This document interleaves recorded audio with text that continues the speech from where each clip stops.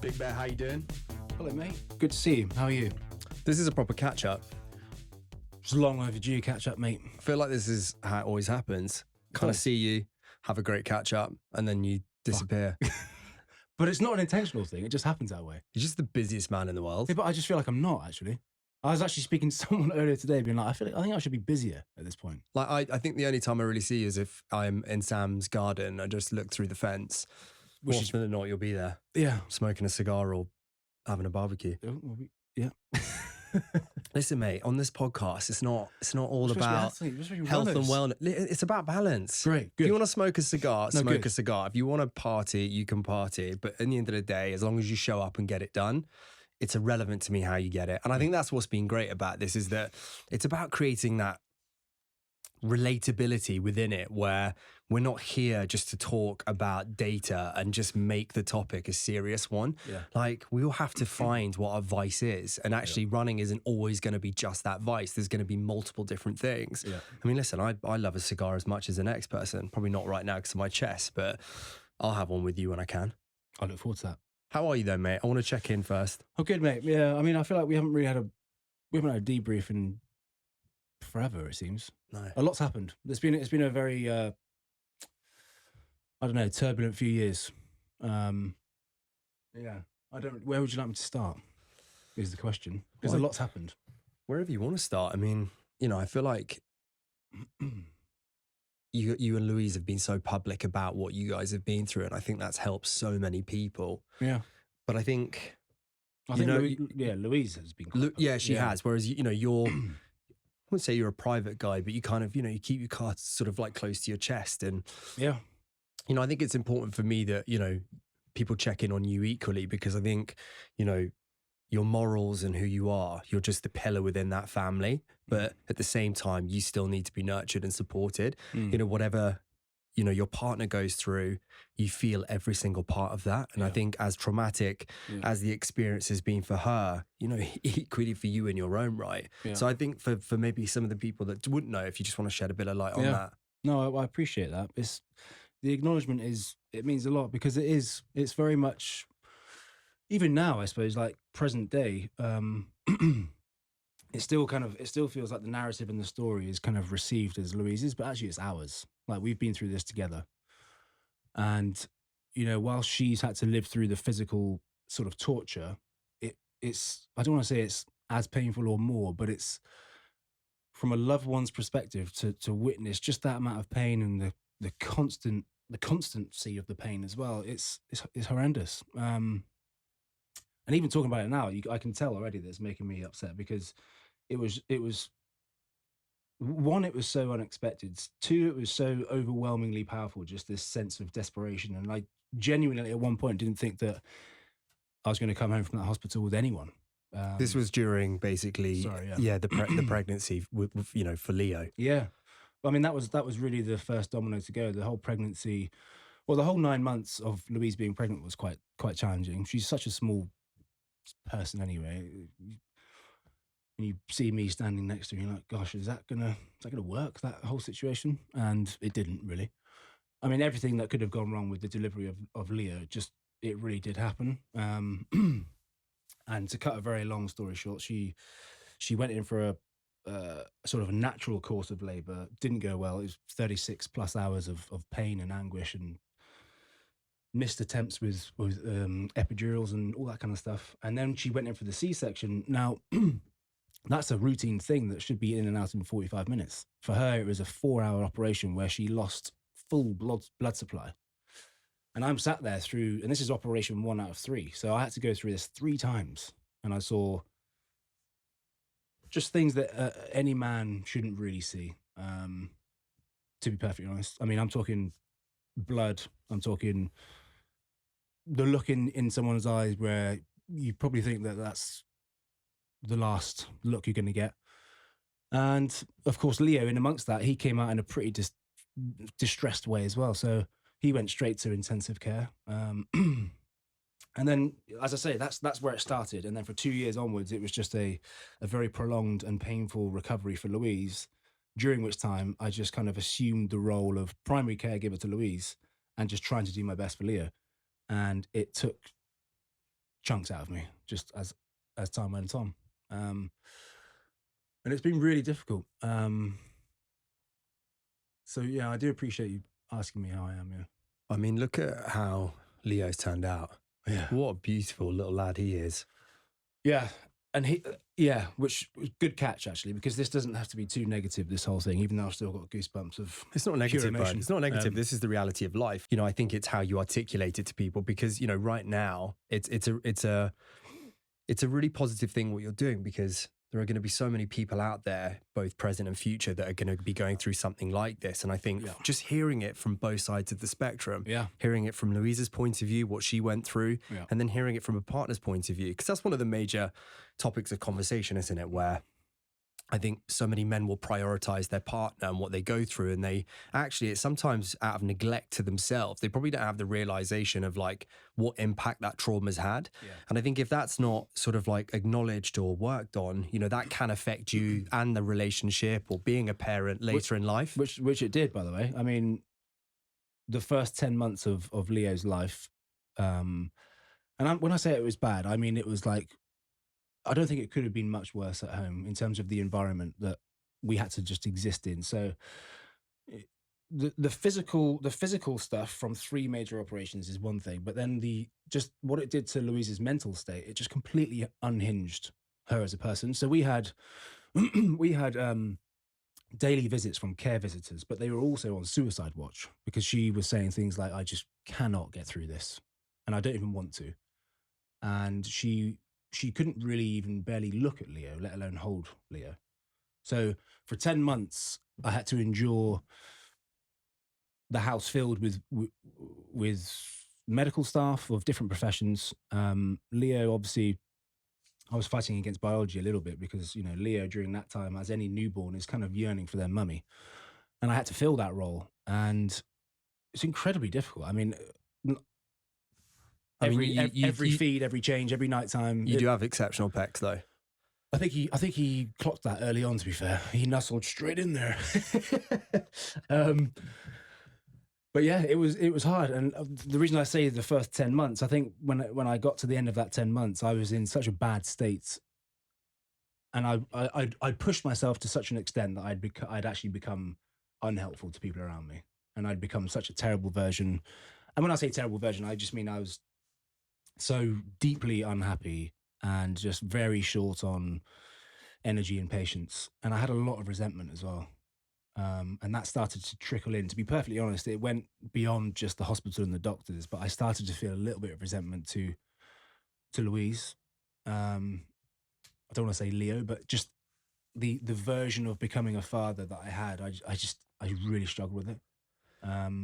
I mean, there's no blueprint for something like that, bud. And I think it's really easy for people to make judgments on those sorts of situations. But, you know, the reality is that unless you've been through something like that, I don't think you can really understand it. And I think both of you, you know, again, when you look at what she went through physically, mentally, it just completely unhinges you. And it is just a case of just trying to process it and get through each day. For you equally, you've never been through something like that. And so I think the most important thing, though, is that you acknowledge it. I think that's great, because I think sometimes you can be the victim to the circumstances that you're with, and sometimes that can stay with the person for the rest of their life. And I think ultimately you have an opportunity to rectify that. And I think where you're at right now as a team, but equally where your son's at, it's a really powerful thing that you've been through. And it's going to take time, man. Yeah. It is. I mean, even now, you know, you're still processing it. Even having this conversation, you know, it's not an easy one. No, it's not. But again, back to that 10-month period, I had to basically remove myself. I ended up just literally getting in a cab, going to the airport. And, you know, in the movies when they're like looking at the flight information, I was that guy. I ended up in Budapest. Well, you just took yourself off to Budapest. And I landed there and I spent 3 days there, and I felt even further away from home, and obviously lost in my own pain and despair. So again, I went to the airport, ended up in Barcelona, spent 3 days there. Fortunately, that did work, and I did kind of ground myself. I just took it back to basics, I suppose. Walked on the beach, tried to clear my head, spent a lot of time journaling, trying to figure out how I was going to get to that place of accepting the version I'd had and adjusting myself to it. But yeah, I had to remove myself. And to answer your question, yeah, the journey is still happening in terms of like having these conversations, and having them is really, really helpful. and I probably don't have them enough. But that's just. I think some people, when you give someone like me the opportunity to really open up and be themselves, I'm all yours. We can do this anytime. But I think it's got to be the right person. It's got to be the right person, the right environment, the right timing. Yeah. It's funny how you can find that comfort, like even in a studio right now, right? You and I talking, how many thousands of people are going to hear this conversation, yet right now we're sat here with one person opposite us with a camera. But there's something so powerful about this environment where you just can express yourself, right? That's probably testament to you, mate. Well, no, I think it's it's hard as a friend to hear that when your friend's been through something like that, and it's just such a massive curveball. And I think it's just, for me, it's such a blessing to hear you say what you've just said, because I think how I can approach our friendship, how you can be more tolerant sometimes of the silences, because we're super tight, but we can go ages without seeing one another, and sometimes you can be frustrated by that because of a lack of, I guess, effort. But when in reality you now know what's been going on behind closed doors, like you just feel a whole lot of like empathy, and like the approach has got to be different. Yeah, I mean, it's been a mad journey, man. Like, from the first day we met one another to where we're at right now, like you could fill multiple books. It's not been easy, has it? No, it's been wild. A lot of laughter, though. Yeah, it's been good times, mate. I don't even know where you want to start with that one. I just remember like hearing about Louise meeting this PT guy, and I think just people's perception of that was like, all right, here we go. Like, sleeping with the PT. What's this guy like? How many brain cells does he have up there? And then this just plank of wood just walked in, and I was like, flipping out, he's an absolute juggernaut. But I just remember our first conversation. Yeah, we clicked, and I think just our values were very aligned, and I think it was just our approach to the show that we were on at the time. Was that the scene where you rescued me? But it was just like, it was our approach to how we viewed things. Ultimately we were there, we understood it was entertainment, but at the same time, if any male thought that he was going to come into any scene and disrespect us in a certain way, it just was like, I'm not having that. Like, you as a man have got your values, and if you're deliberately trying to cause me an issue, then there will be an issue. Yeah. And I think you and I were pretty honest with the producers, where we were like, listen, like, these guys can hide behind you guys and the cameras being here, but ultimately, like, if this guy's going to be a sausage, there would be an issue. And I just remember so early on in our relationship where, it's just too good, where Louise's ex, Alec, who's actually like, he's not a bad guy, but I think he just got the wrong memo and came in, and for that exact reason got a little bit cocky in this scenario. And it's just such an iconic moment where he just gets a bit too big for his boots and just forgets the size of Ryan. And when I say Ryan literally grabs this guy and disperses him into a completely different room, the entire room's jaws just completely dropped. And I just looked at the producer and was like, told you. But the problem was, because you'd been set off, you just couldn't snap out of it. And I remember a producer coming up to me being like, listen, you're Ryan's mate. I need you to calm him down. And I'm looking at me and I'm looking at you going, how on earth am I going to calm this bear down? So I remember going into it going, I've got one shot here to try and outman you, which was just to be as flex as much as I could, and just hope that you didn't turn on me. And somehow going in quite firm with you, I just saw like the mist just disperse slightly. There's a part of me where the panic, I was like, oh my God, I'm not going to die today. God, that was mammoth. That was a rough one. But I walked into that show so naive. I got to be honest with you. Like you mentioned in the start of that we knew that we were there for entertainment purposes. But genuinely, like, it happened all so quickly. And if it wasn't for the likes of you and Fred, like, people still ask me to this day, like, who were your friends from the show? And I was like, I only ever had two, you and Fred. And it was a really tricky 3 years on the show for me, because I just couldn't quite work out like what they were trying to do. Just because I was so naive, I didn't really have any prior experiences with TV or people like that. I still can't get my head around like how quickly and willing people are in a sort of camera filming situation just to rat you out or throw you under the bus. Sell themselves out. Oh, I'm like, are you fucking? I'm like, hey, you go. That's the weird thing, right? Is that I think when you go into these things with sincerity and you do have that moral compass, Yeah. and then you find yourself in these scenarios with someone that just for the sake of extra film time or to climb that ladder is willing to sell themselves completely. Yeah. Like it takes so much to process. We're like, this person seems so different to the one I was hanging out with a week ago. You've got it, yeah. And it unsettles you because it gets to the point where you're looking around at every single cast member being like, I don't even know if this is legit. Yeah, completely that. Honestly, I'm thankful to you and Fred. You more so because I think we spent more time together. Fred's he's been more of a feature later in life. But for those of you that don't know who Fred Ferrier is, he is just. So he was another cast member. He's a friend of ours, but I'm convinced he's a spy. I really don't understand him. Like every time I see his Instagram, the guy he could be in Budapest, then he'll be in like Iraq, then he'll be in Miami, then he'll be in like somewhere completely random, like Uzbekistan. Yeah. I just think like, who does he know in these countries? I don't know. I have no idea. And he comes under the title as musician, which don't get me wrong, he's super talented, but like, I don't know. He's just, I would like to like follow him. Yeah. Just, and also experience one of these trips with him. I think it'd be the most unique thing of your life. He's a good dude. He was a good dude, man. He was. But like, if you look at what I guess you've achieved since that show, it's been mad. The one thing with you that I have always kind of been in awe of is just, I think just like your sheer size.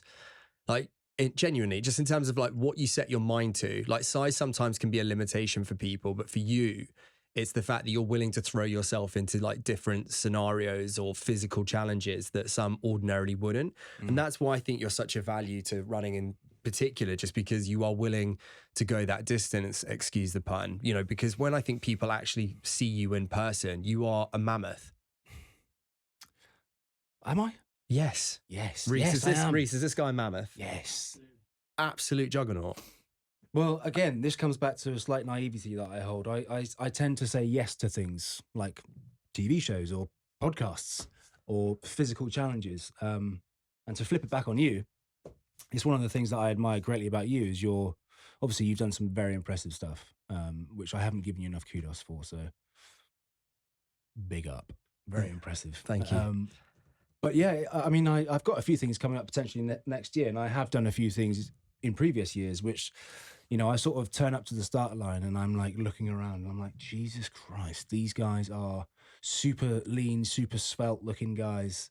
And they are, I reckon, less than half my weight in these running events. And I'm like, I've got my work cut out here, but I kind of like that. What was it? Why did you kind of dip your toe into the running space and then come out of it? Because you did the Alpine. Transalpine, yeah. I did 2 out of the 5 stages of that. That was a really amazing experience. And actually leading up to that, there was some amazing runs in like the Bavaria Mountains in Austria, which was beautiful. I mean, you know this yourself. But I think we probably share something similar in the sense that I do like to be tested. I do like to see what's kind of underneath the hood a little bit, because I think in this industry, I think probably actually since meeting Louise, arguably you could say that it does soften you a little bit, because life seems to just, I don't want to say get easy, because that's completely inaccurate for my last 2.5, 3 years, but you know what I mean? Yeah, but I also think emotionally there is absolutely no distance on this earth that is going to test you the way you've just been tested. Like that benchmark has been set so freaking high, man. Like, I've got a potential invite to something next year, which isn't confirmed yet, so I won't mention it. But it came through to me, and I jumped at it. And is this the challenge you were talking to me about earlier? Yeah, and it's one. Do you not want to announce it? Well, it's not confirmed, but will it be? What's the chances of it being confirmed? It's pretty high. Why'd you say it then? Ah, fuck it. It's the Marathon des Sables, so it's the 250 across the Sahara. Which, I mean, I look at that and I'm like, Jesus, I'm high-fiving you from the other side of the table. But can I just give context as to why I've jumped at that? And we can laugh about how I'm definitely not the right size, shape, or whatever for that. But it's a long enough distance and a long enough time away from home for me to really exercise some demons and just cry or sweat or swear or shout and just get it out. Because I think for me, that is a really effective, don't get me wrong, this is really effective, but I think when I'm in that environment where I'm It's just me. I don't have to worry about anyone else or care for anyone else. I just got to carry my big ass and get through this thing and test myself and figure out who I am. I feel like I've been tested so much and I've managed to bounce back and stay on my feet, but I need to get out there and really do something for me and come back knowing that, I did it. I've got the strength to get through that. So if and when this challenge comes up next year, that will be my drive. How did the opportunity even come about, though? Probably because I'm devilishly handsome, and they were like, we could do with some fresh meat on the circuit. I don't know how it came out. Well, someone just literally reached out to you and was like, would you be up for doing this? Completely. Yeah. Marathon just got in touch with my agent, and they were like, we'd love to have Ryan. Is he keen? And I don't think they were expecting like a 60-second wait on the reply. I'd be like, yes. Yeah. It's going to be interesting. I mean, like the training, I think, that goes into something like that. Spencer did it, so he might be a great guy to speak to. But that could be an interesting conversation. Yeah, but I mean, like when you live in London, it's kind of difficult. I think the major thing is like the running side of things. You're just you're essentially going to be running on the road, right? You've got flat ground, whereas you're ultimately during this challenge going to be running through the desert, which is a completely different ball game. I think the major factor as well is obviously the heat. 100%. Yeah, this is what people say. It's not so much the distance and the fact you've got to carry your food and water, but it's very much the elements of the heat and the terrain. Dude, honestly, when I did Sri Lanka, I couldn't get my heart rate down below 170, and that was walking at points. Right. Like that was one of the biggest educations of my life, actually, is that you can go into that mentally strong. You can have done all the distances in the world, but some will be affected by the heat more than others. Yeah. Some not so much. For me, though, it almost stripped my soul. Really? Yeah, I felt powerless in that moment where if I ran, my heart rate was going to go up. Right. If I slowed down, I was cooking for longer. Jesus. It was kind of like a lose-lose scenario. Where was this? Sri Lanka? So this was Sri Lanka, and we were in the middle of the jungle. And I think this particular day was like a 50K day. Right. And yeah, it would just, we would be getting up super early to try and miss as much of the sun as we possibly could. But, inevitably when you're running 50K, you're out there for a really long time. So this was a staged race, total distance, similar thing, right? Staged race, 250K over 5 days. Oh, right. But we were very blessed in the sense that the terrain we were running on was solid, whereas with you are going to be on the softest, most uneven ground, right? So like elevation in the desert is going to be very different to the elevation that we would have faced in, the jungle. The only difference was that they strategically had placed like streams and different rivers quite early on within, say, like the 50K mark. Cool. Deliberately to get your feet wet, because for those that weren't prepared or had the knowledge to understand what to have brought to maybe either prevent that or improve the situation, if you're just running with wet feet, socks for 50K, by the end of the day, you didn't even recognize your feet. No. Whereas the more like, I guess the more equipped runner that was there, they would have deliberately brought like spare pairs of socks. Right. So although the shoes are still relatively damp, the feet are, it's in a better position. Were you well equipped? Did you get these things right? There were definitely things I could have improved for sure, but I think as a whole, I was okay. My biggest thing, I think, was vanity. To be completely truthful, where I got it fundamentally wrong. Things like a desert hat, cover the neck. Yeah. I was like, I'm not wearing one of those. One of the biggest mistakes. The sun was cooking me. And by the end of it, I was literally wearing like a cap with a tea towel to cover everything, cream everywhere. All my clothes stupidly were black. So I was just absorbing every bit of heat. Oh, right. So it's really important to wear those lighter shades. So you didn't get it right then? No, well, I finished it. Oh. This week's episode is sponsored by Runner. Runner is a personalized running coaching app helping runners of all abilities train for any goal. From a first 5K to a marathon, even an ultra marathon. When the time is right for you, your plan can be created within a minute and ready to go. With each plan, Runner provides all the help a runner requires, including strength and conditioning, and you can also reach out to the team at any time via the support tab inside the app. For a 2-week free trial on any personalized running plan, use the code PHOENIX. No matter your goal, Runner is there to help you achieve it. I learned a lot of lessons where, it was all about prevention. Okay. Whatever you do today is going to impact tomorrow. And so every decision I made for that run had to take into account what impact that potentially could have on me the next day, following day, and the day after that, you know, because for some, it got to the point where when you accumulated all those issues, it became too much. Yeah. You know, like blisters on their feet, it got to the point where it would just cover the entirety of the foot and they couldn't physically get a shoe on. Yeah, well, this very well could be me. I mean, I'm not conditioned in any way like you are. I just don't have enough experience or exposure with distance running at all. I mean, yesterday I went for an 8-kilometer run to Barnes and around Barnes, and today I'm stiff, and that's from flat road. But that's adaptation, bud. You're getting completely used to something, and I think for you, it's not to throw yourself straight into it, as in like don't go in the deep end and try and compete with distances and and times. I think for you, it's just enjoy the process, build it up bit by bit, because you've got time. That's the luxury you have right now. And I think for a lot of people, sometimes they put that pressure on, they set themselves a challenge or a certain distance and they just go for it straight away. You have a year pretty much until that's next April, so it's a few months. Okay, so less than a year, but that's the great thing. And just conversations, just try and connect with as many different runners of all ages, all abilities, all backgrounds that you possibly can, because that's what's fascinating. Yeah. Which is what you've done really well with Runner.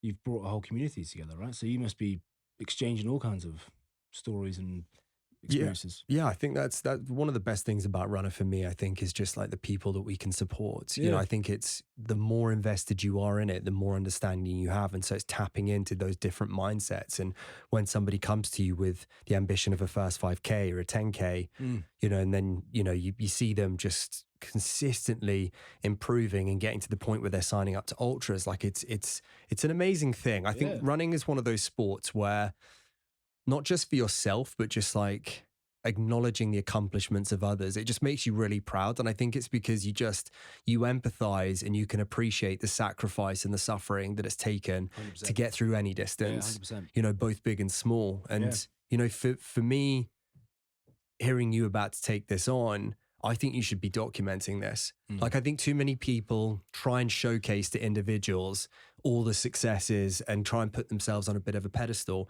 If you're starting an 8K and you're struggling, man, document that. Share it with people. The size that you are, what do you weigh right now? 100 flat. 100 kilos. Okay, so 100 kilos. Document that. Yeah. These are the things I think people take for granted, but that's going to inspire so many, not just men, but women equally, like different shapes and sizes. Like, I think it's really important to highlight what nutrition you might need to add on top of that, or you know, the hydration, what your strategy is going to be with something like that. When it comes to the terrain, where are you predominantly going to focus your training when you live in a city like London, when you're going to be ultimately running in a desert? You tell me, where should I go? I mean, Tenerife. Is there a sand pit that Leo plays at that you can go to and just like stick a pole in it and almost turn it into a treadmill? I don't know. You know, like, use the time you have. Like the fact you went to Barcelona. Like, book the equivalent trips, but do it for running. Yeah, no, it's already kind of floating around in my brain a little bit about these things. Do some recce's. Yeah, I will. When you think of what you've been through, and you complete this race, what is it that you're hoping to get out of it when you cross that finish line? To be perfectly honest, I think I just want to come out of it feeling peaceful, and I want to get to this place where I've got no more resentment left in me. What is it that you're resentful of, though? There's layers to it. There's actually a lot of layers to it. Let me try and give you an example of a good few. I have resentment to just the level of care we had, specifically Louise at the hospital. Definitely got resentment towards the level of inaccuracy when it came to the surgeries itself. Obviously, I'm not speaking from a medical expert standpoint, but if it's supposed to be a routine 45-minute in and out operation, it shouldn't be taking 4 hours, and you shouldn't lose your entire blood supply. And that happened again and again, 3 times. So that I have a lot of resentment to. And then to be potentially too open on this podcast, but resentment to like surrounding family for maybe not quite offering enough in terms of the emotional and actual support that we both needed. I think during that 10 months when I was really under the squeeze, and by the end of it, I was a pretty low and terrible version of me. You know, at that point, I started to feel a bit of a turn on me from people around me in the family, and that was a really difficult thing for me to process and kind of register at that time, because I was like, wow, I'm at my absolute lowest point in my entire life, and I definitely don't need you to be turning at this point or thinking anything otherwise. So I just want to go into something like this race or whatever it is. I'll throw myself into some kind of challenge where I can just, I suppose people articulate it in the same way many times over, so it might be quite boring, but I'm almost visualizing going into this race just stacked up with baggage. You know, I just want to dump it off. I just want to get into my own head, and I just want to try and move past this, because ultimately I want to be the best partner and the best dad to Leo that I can be at all times. And I don't think that's going to happen if I've got this negative resentment or just unhelpful emotion just kicking around in my body. And don't get me wrong, like it's been heavily reduced. Leo's now 2.5, so I've had 2.5 years to kind of get to a place where, and I do feel happy. I wouldn't say I'm happy all the time, but I don't suppose that's even a thing. I don't think it's quite realistic to be happy all the time. You have moments of happiness. But yeah, does that answer your question? It does, man. I think having done these ultras in these different environments, where I think it's a true representation in some respects to what you've been through, is it just doesn't give a shit. Yeah. You know, when you go into this thing and you're feeling sorry for yourself, doesn't give a shit.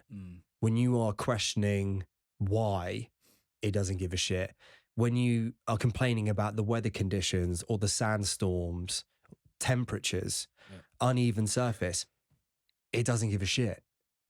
You know, ultimately you have a choice, which is, this is unfair, this shouldn't be happening, but I have a choice whether I'm going to allow that to overwhelm me and ultimately I pull out, or I fucking get on with it. Because it sounds the same. This is, I think in some respects, but I'll be honest, like it's the same. Like you can't change what's been done to you. Yeah.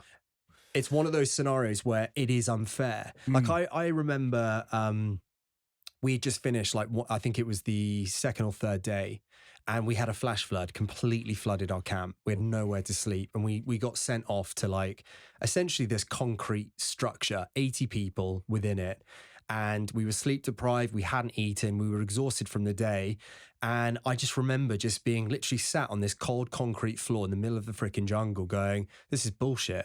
Like tomorrow I meant to run the biggest day of the week, which I think was like 60 something kilometers. Right, yeah. This is unfair. Yeah. And that was the moment where I was like, this is it. This is the defining moment of this particular race, where there are going to be people equally thinking about this right now, that this isn't fair, it should be different. How many of those are actually going to crack and complete that day tomorrow? Because I tell you what, when you do cross that finish line and you know what it's taken to get to that point and what you've been subjected to, fuck me, like the euphoria and the feeling of accomplishment is, it's nothing on this earth will be able to replicate that feeling, bud.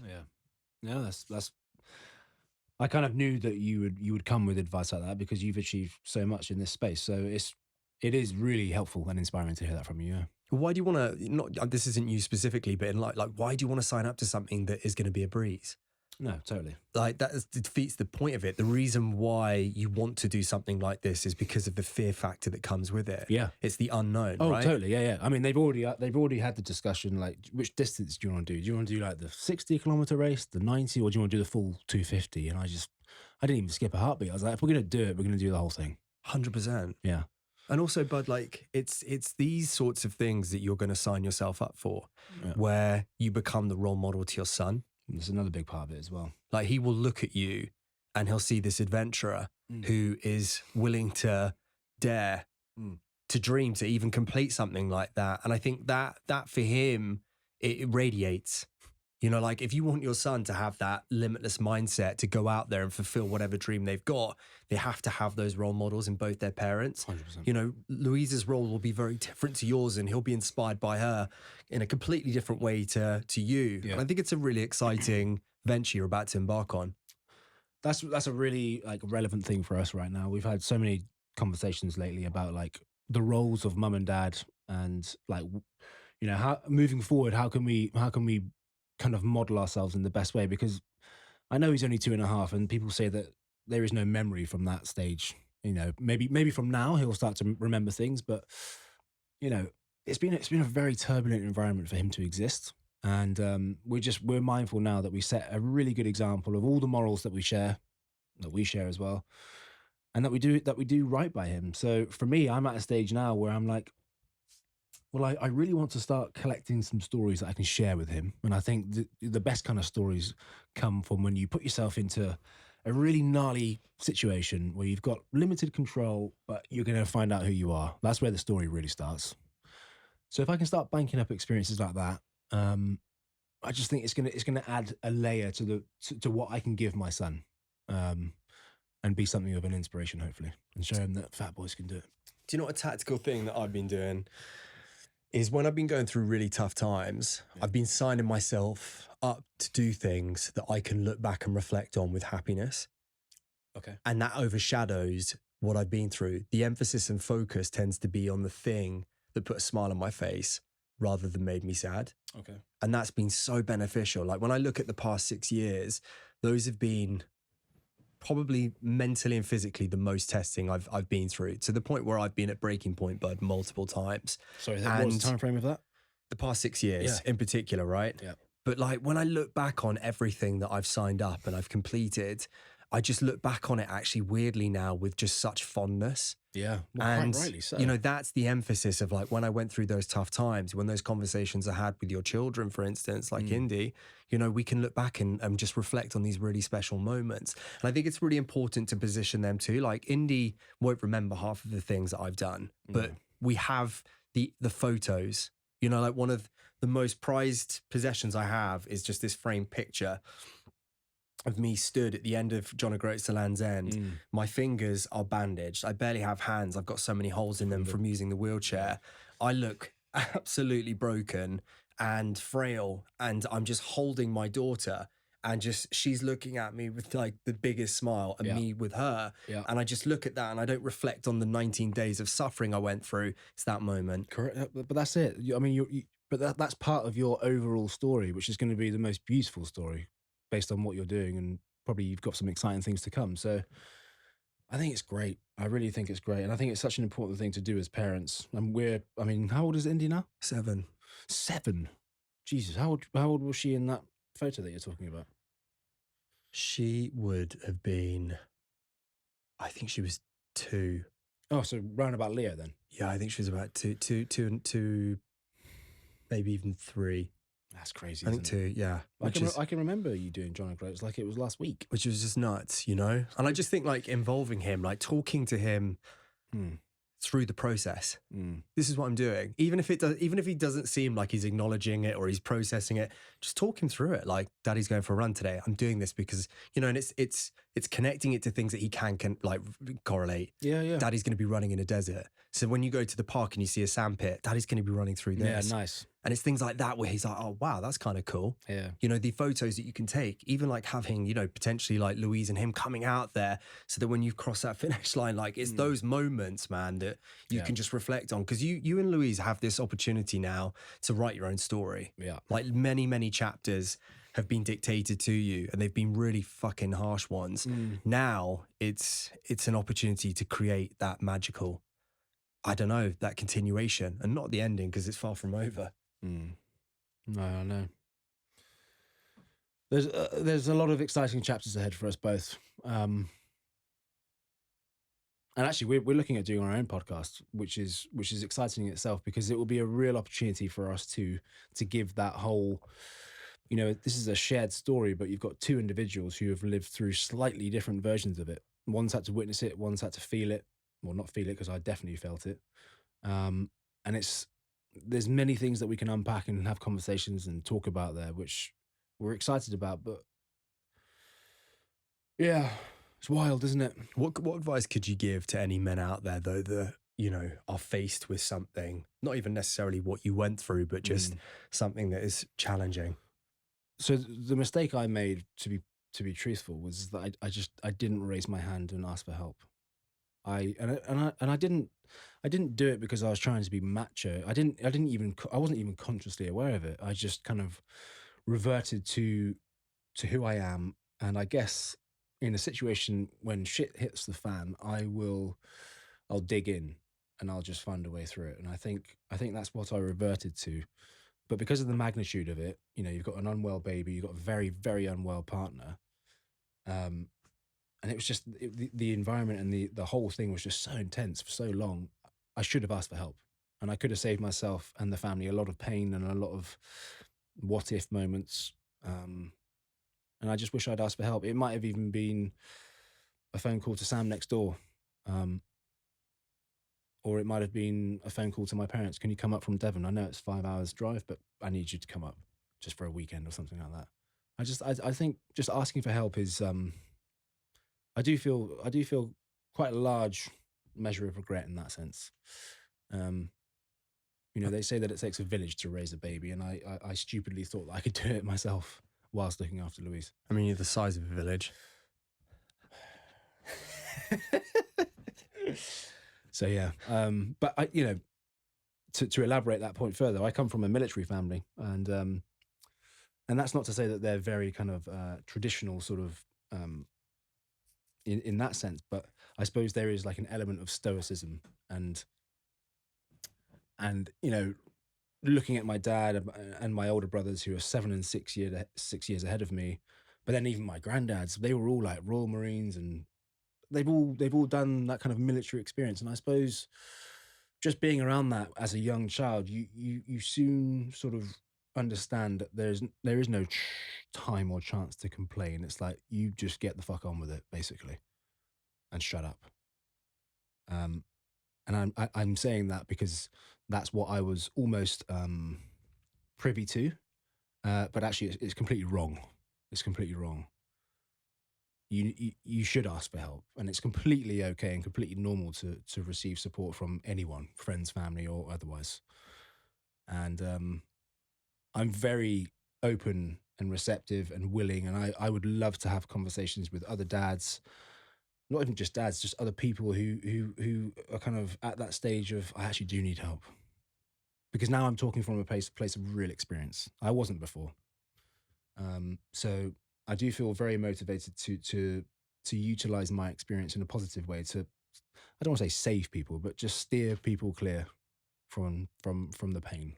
I mean, you obviously have this 250K ultra coming up in less than a year, but like, what are your vices going to be for the remainder of this year? What can you focus your attention in to help you kind of wade through the difficult times? Riding the bike, the motorbike.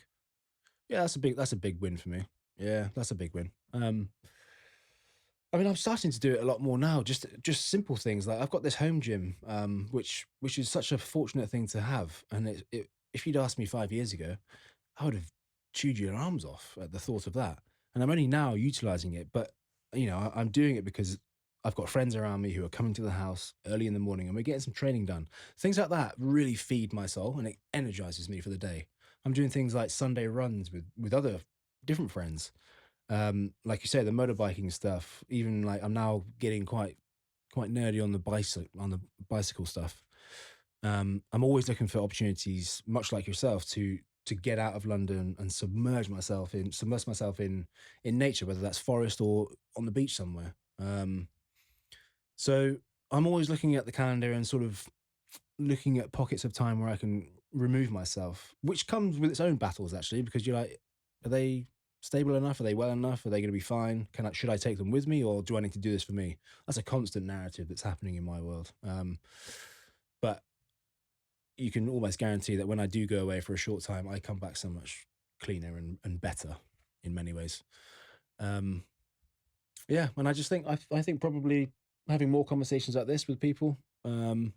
Like I said, we're going to be doing our own podcast hopefully in the next not too distant future, which I think will be helpful for a lot of people, but also very helpful for us. Do you know what I think? I feel like you've like changed and improved things is actually just like speaking openly, like even like what you're doing right now. Like when I first met you, would I see you doing a podcast and having the ability to host it. I don't think you had the confidence necessarily to do it, but I feel like right now, like there's a different energy and presence to you. Like I think that would be such a fascinating thing to have, and something that I would love to listen to as well. So I just think the dynamic between the two of you as well, like the conversation you're going to have with me is going to be very different to, your partner. I think it's a great idea. And I think it's another way for you to process what it is that you've gone through. It's like therapy, to be honest. Yeah, it is. Yeah, it is. Yeah, it will be.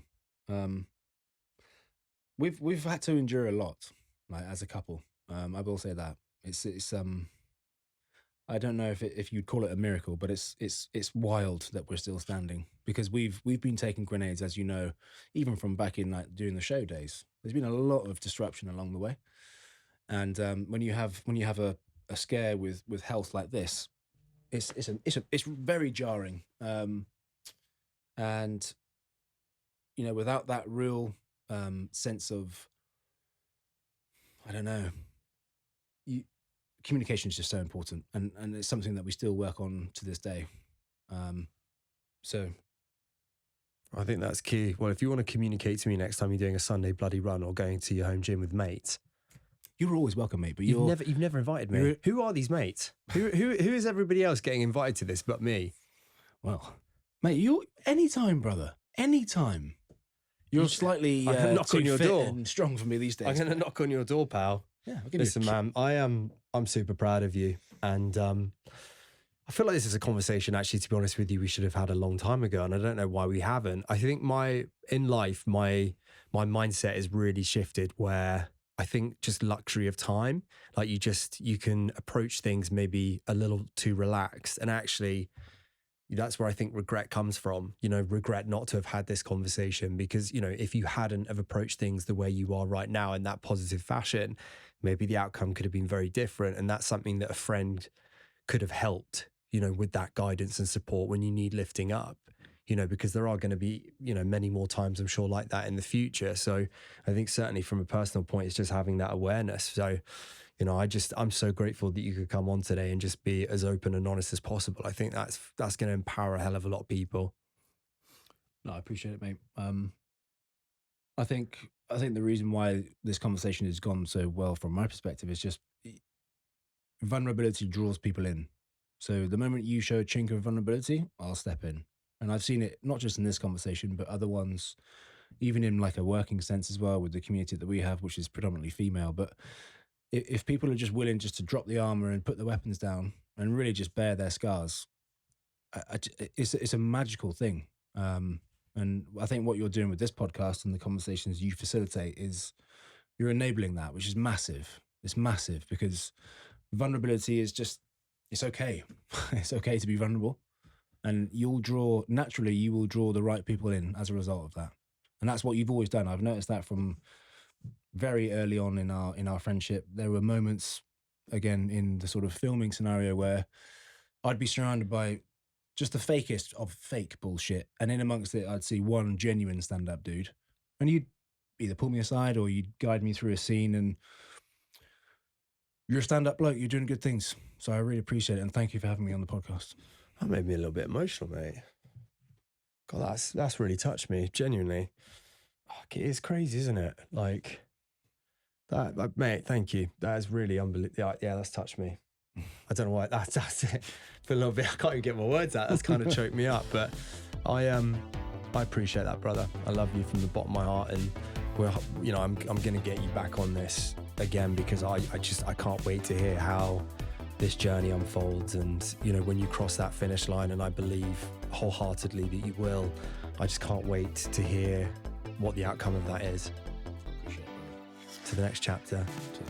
Big love, bro.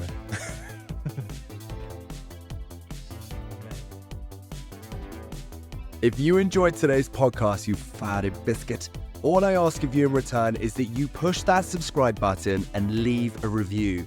Unless it's a bad one, you can keep that, you sausage. Your support, though, makes such a difference to this podcast and enables it to grow and connect with even more people around the world.